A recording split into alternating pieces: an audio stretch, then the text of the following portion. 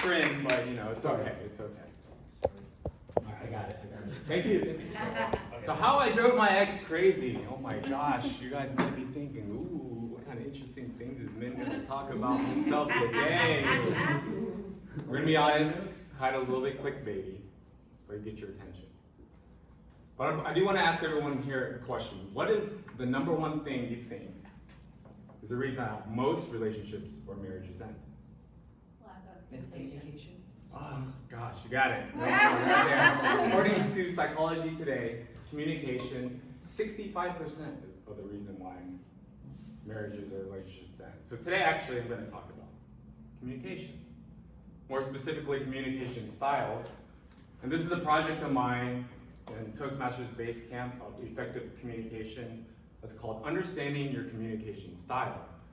So my objective today is going to be define communication and communication style, briefly discuss different types of communication styles, and then talk about the impact of communication styles on my personal and professional relationships. So what is communication? It's a two-way process for reaching mutual understanding through verbal, nonverbal, and written messages. What's a communication style? It's the way in which individuals interact with one another and the messages they send, intentionally or not, through their behaviors. Now, learning how to effectively communicate with styles different from your own, it's going to enable you to establish effective relationships and create better understanding between two people.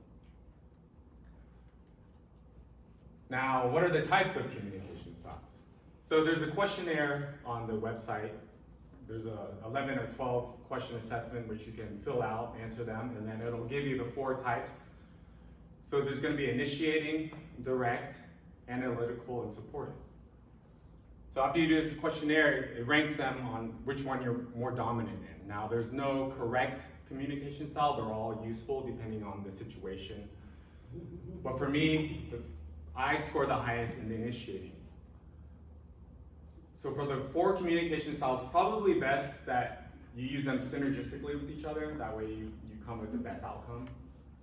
But for the initiating style, as you can see here, it's sociable, it's enthusiastic, spontaneous, fun-loving, persuasive. Usually the life of the party is someone who's more initiating. And then the second one I rank the highest on is the direct communication style, which is decisive, focused. It's results-oriented, competitive, confident.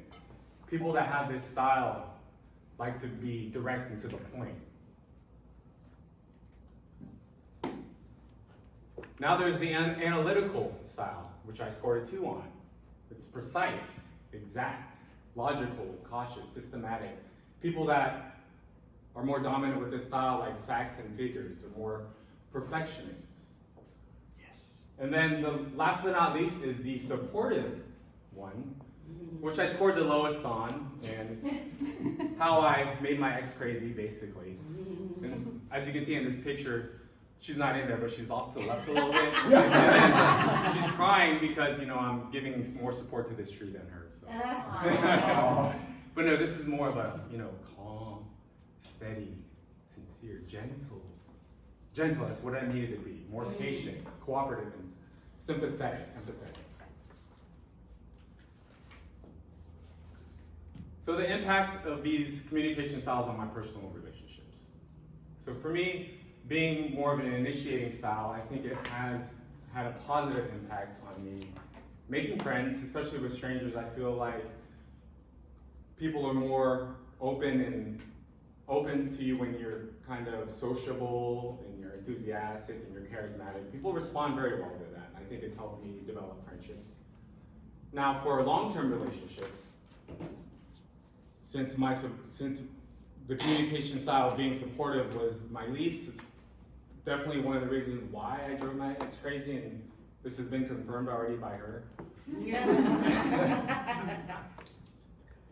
So she would get upset at me, and she would say things like, "Man, I feel upset about this situation."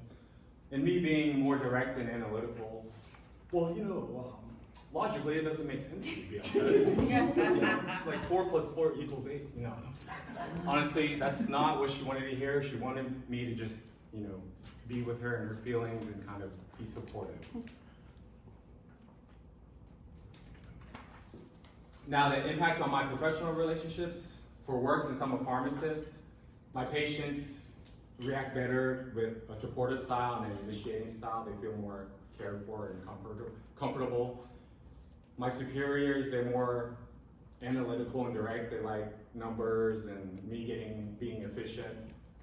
Now, I will say with this new job that I have, an initiating style did help me with the interview process during the Zoom call. I think I was charismatic and it helped me get the job. And then with Toastmasters, since me being initiating, what they say is that people that are more initiating they talk more than they listen, and I think that's probably kind of describes me. So I'm not a very good listener, which is something I need to work on. And I think that will help me in my evaluation skills in Toastmasters. So in conclusion, today I talked about communication and the communication styles, the impact on my relationships. And then I just want everyone here to think about kind of your own style and how that may affect you and your relationships in the future.